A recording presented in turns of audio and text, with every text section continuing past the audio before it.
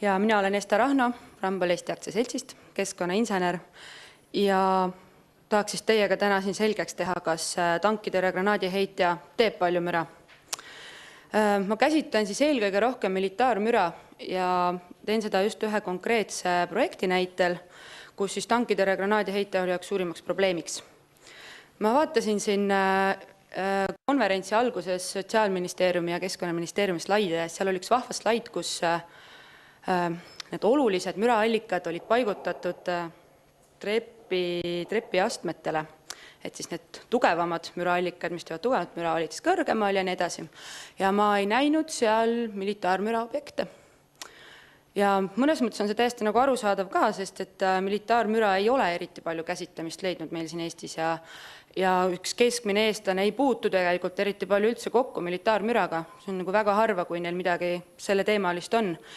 Aga meil on olemas siiski Eestis ka seltskond inimesi, kes siiski täiesti elavad selle harjutusvälja kõrval ja igapäevaselt peavad kuulama seal tulistamist ja paugutamist. Ning selles konkreetses projektis siis me nagu käsitleme ka natuke neid probleeme, et millised siis on need mõjud, mis nendeni ulatuvad. Aga teeme siis selgeks, kas see tankitõrje granaadiheitja teeb palju müra, et siis vaatame järele. Hakkas undama see pasun meil seal valgusfooris, läks punaseks. Oli päris kõva müra, äkki natuke ehmatas või midagi. Vähe. Kas see nüüd oli vali või see ei olnud vali heli? Me nagu ei saagi seda tegelikult täpselt praegu öelda. Me ei tea, kas see oli lubatust valjem. Me ei tea seda sellepärast, et Eestis puuduvad konkreetsed õigusaktid ja normtasemed, mis relvade müra reguleeriksid. Ja seetõttu me ei saa ka praegu öelda, et kas me kuulsime nüüd liiga kõvasti seda või liiga vaikselt seda. Me ei oska öelda, see on meie enda hinnang. Võib-olla kaitseväelastel on hoopis see muusika nende kõrvadele. Meile see vist ei meeldinud.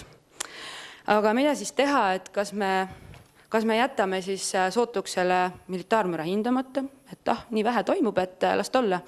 Ei, et seda me siiski ei tee, vaid me kasutame soovitusi ja me kasutame targemate ja ka kogenenud naaberriikide abi. Kokkuleppeliselt erinevate ametkondadega ka on siis Eestis sellised võimalused militaarmüra hindamiseks, et kergete relvade puhul, milleks on siis tavaliselt käsitulirelvad, püstolid, automaatrelvad, mis teevad pidevat müra. Nende puhul me kasutame vana hea sotsiaalministri määruse number 42 tööstusmüra normtasemeid. Siin on ka selline küsimärk jälle, et kas nüüd see tööstusmüra on nüüd just see kõige nagu sobivam relvade müra hindamiseks. See on jälle selline küsimärgi koht, aga veelgi keerulisem on olukord raskete relvadega, et nende puhul nagu kohe üldse ei ole meil midagi reguleeritud. Ja seetõttu Soome kaitsejõudude juhendis on soovitatud väärtusi C-heli ekspositsiooni tasemele eluhoonete juures kuni 100 detsibelli. Et C-heli ekspositsiooni tase on siis see, mis iseloomustab ühte mürasündmust, ühte suurt plahvatust näiteks või ühte pauku. Ja see on siis just hea kasutada raskete relvade müra hindamiseks. Ning kuna tulistamismüra on ka impulsmüra, siis tuleb nagu häirivuse iseloomustamiseks kasutada ka impulskorrigeerimist, mille jaoks samuti on soovitused Soomelt meile, ehk siis kergete relvade jaoks parandus pluss 10 detsibelli ning raskete relvade paranduseks 9 detsibelli.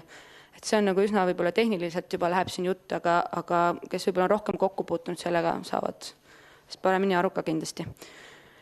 Ja nimetatud normtasemeid ja soovitusi me kasutasime ka Klooga harjutusvälja detailplaneeringu müra uuringus, mis siis ongi see konkreetne näiteprojekt. Ta sai valmis selle aasta jooksul meil ja me siis modelleerisime kõiki neid erinevaid relvi ja lõhkamisi, et tõime siis tulemused esile mürakaartide näol. Harjutusväljade peamine ülesanne on siis teatavasti kaitseväe väljaõppe tagamine. Seal korraldatakse kõikvõimalik mürarikkeid tegevusi. Seal katsetatakse relvi, lahingmoona, seal on lahingu ja muu tehnika, kõik, et suurendada Eesti kaitsevõimet. Ja see on kindlasti üks valdkond minu arvates, kus Eestil tasub panustada, eriti arvestades, et meil on, ma ei tea, 2 käe sõrmedel kokku lugeda napilt korralike harjutusväljade arv. Ja Klooga harjutusväri konkreetselt on asunud seal, kus ta praegu on olnud juba mitukümmend aastat ja seal on siis tehtud väljaõpet kogu aeg. Ja selle ümber on nüüd siis aja jooksul kujunenud elamualad ning inimesed on seal siis viibinud juba põlvkondade kaupa kooskõlas harjutusvälja tegevustega. Ning praegu on siis seis selline, et Klooga harjutusvälja tahetakse edasi arendada, mis on väga positiivne, ja et saaks siis nagu teostada veel erinevaid õppusi, võtta kasutusele rohkem relvi ja nii edasi. Ja see omadega toob kaasa ka rohkem müra. Ning põhilised siis ongi need müraallikad seal relvad, lõhkamised, raske liiklus. Ja nende müramõjude hindamiseks siis me teostasime modelleerimised. Ja tarkvaraprogramm Soundplan 7 võimaldas seda ilusti teha ning tööstusmüra arvutusmudelina me kasutasime Põhjamaades üldtunnustatud meetodit Nordic General Prediction Method, et see võimaldus kasutusele võtta ka 3-mõõtmelise maastikumudeli. Ja need relvad siis konkreetselt, mida seal Kloogal kasutatakse, on siis need käsitulirelvad ehk kerged relvad, on automaat- ja snaiperrelvad, püstolid, kuulipildujad ja siis need rasked relvad, milleks on tankidele granaadiheited ja erinevad miinipildujad. Seal piltidelt saate vaadata ka, millised nad on. Ja teostatakse veel lõhkamisi, käsigranaate kasutatakse, lõhkepakette ja paukpadruneid. Siis müra hindamiseks me kasutasime siis kahte erinevat helirõhutaset. Et kõigepealt ekvivalentne korrigeeritud müratase on kergete relvade jaoks, kuna tegemist on siiski pideva tulistamisega. Ühtlasi seda kasutati autoliikluse ja ka rongiliikluse hindamisel ning siis C-heli ekspositsioonitaset raske relvade jaoks. Et nendest ma juba natuke rääkisin ka, et lähme edasi. Ja mis siis tulemusteks saime 33 mürakaarti ja müratasemed arutasime siis erinevatele alternatiivsetele asukohtadele, et väga heas koostöös Kaitseministeeriumi ja Kaitseväega saime need alad kõik nagu hoolega läbi vaadatud ja kalkuleeritud ja mõeldud ja et mis on nagu õigem koht ühe relva jaoks ja mis nagu veel parem, et teostasime hästi palju modelleerimisme selle jaoks ning hinnakusse võtsime ka raudteemüra, kuigi ta otseselt ei ole seotud harjutusvälja enda tegevusega, on ta siiski Kloogal üks oluline müraallikas ja teda tuli nagu käsitleda ikkagi selle raames. Ja siis me modelleerisime leevendusmeetmeid. Täpselt samamoodi proovisime hästi erinevad variante, tegime modelleerimise mürapallidega, eri suurused ja eri asukohad. Tegime modelleerimise väiksemate lõhkeaine kogustega lõhkamiste juures ning lõpuks siis proovisime ka kõrghaljastuse arvesse võtmist. Et tavaliselt seda väga nagu modelleerimises ei kasutata, aga me mõtlesime seda, et kui on leevendusmeetmed, siis proovime nagu kogu täiega, et igasugune puhvertsoon elamualade ja laskevälja vahel on tegelikult ikka oluline meil. Ja siis Soundplan võimaldus võtta arvesse täpselt seda metsaala just ja 10 meetri kõrgune tihe metsastatud ala on sumbuvusteguriga 0,050 detsibelli 1 meetri kohta ning tegelikult ta siiski andis mõned detsibellid ka päris head tulemust. Lähme siis nagu kaartide juurde edasi. Et see konkreetne kaart meil siin siis ongi tankitõrje granaadiheite Karl Gustavi mürakaart. Siit on siis näha, et see 100 detsibelli, mis on siis C-heli ekspositsiooni tasemele lubatud, et see levib päris kaugele ja tumeroheline ala juba selle mürakaardi peal on juba siis nagu halb. Ja Klooga alevik, mis asub seal kirde osas harjutusväljal, seal on juba 7 detsibelli vähemalt ületamist ja tegemist on siiski nagu probleemiga. Et sellega me pidime edasi tegelema. Aga samas peab muidugi ütlema, võib-olla rahustuseks seda, et see sama pauk, mis me kuulsime, et see ei kesta nagu päev otsa meil seal. Tehakse 30 lasku päevas selle tankitõrje granaadi heitega ja aastas ainult 35 korda.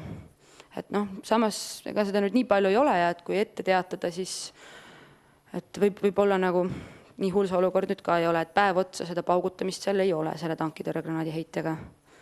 Siis teine isegi veelgi probleemsem objekt oli meil lõhkeaine kogusega 5 kilogrammi. Teostati lõhkamisi siiamaani seal julgelt ja selle puhul on juba näha, et üle 10 detsibelli isegi on müratasemed ületamise eluhoonete juures. Et ka päris suur probleem. Ning ühe näitena ka natuke kergetest relvadest. Siin on nüüd lasketiir ja snaiperrelvad on siin siis esitatud. Siin on nüüd siis arvestatud ekvivalentset mürataset, et päeva lõikesse ära jaotatud.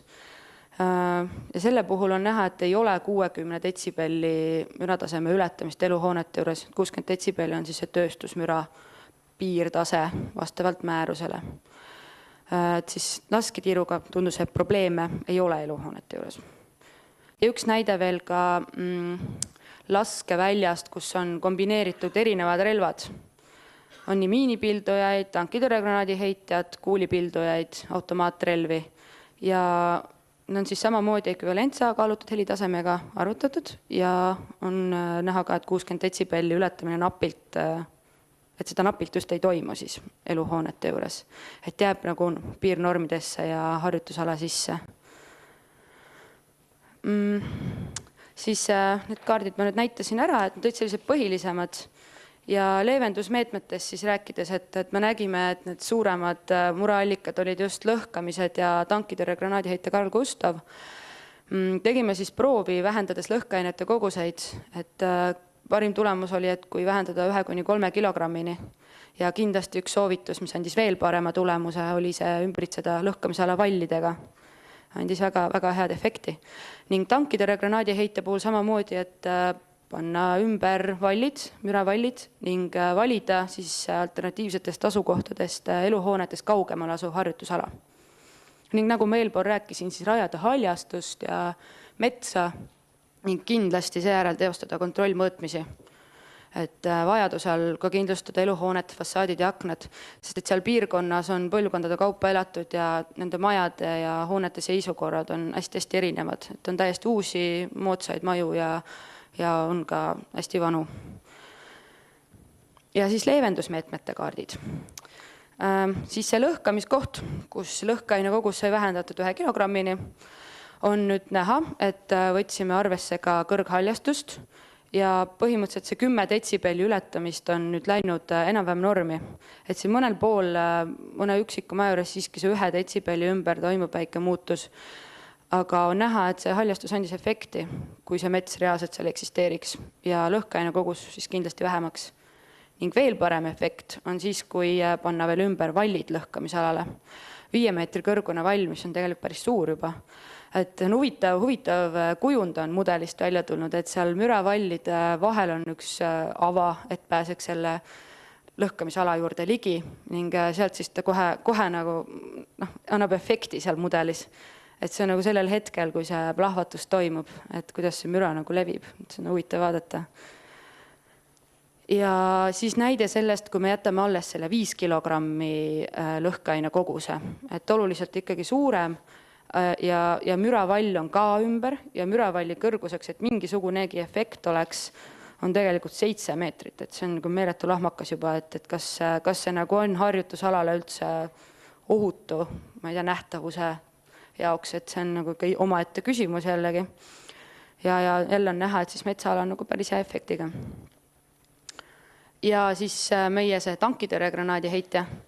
Et samamoodi proovisime müravalli sinna kõrvale ja annab efekti küll, et see 7 detsibelli on maha võetud ja on täpselt nagu normide piires seal. Et seal oli komade detsibelli komade mäng nende klooga elamute juures. Siis viimane näide on sellest, kuidas juba eelnevates planeeringutes on soovitatud sinna klooga, aleviku ja harjutusala vahele ühte müravalli. Ja tegime siis selle testi ära, et modelleerisime siis müravalliga ja siin on näha, et kui ikka müratõkke ei asu müraallika kõrval või siis vahetult vastuvõtja kõrval, siis sellest mingit kasu ei ole ka. Et konkreetsel näitel on praegu tegemist 9 meetri kõrguse valliga ja ikka pole sellest kasu. Et see on nagu meeletu massiivne, et see ei tasu ennast mitte kuidagi ära. Et isegi metsastatud ala annab rohkem efekti, kui see vall seal vahepeal. Et on näha, et seda valli ei ole üldse nagu mõtet sinna rajada, et pigem vaadata teisi meetmeid. Et siis selline tõestus.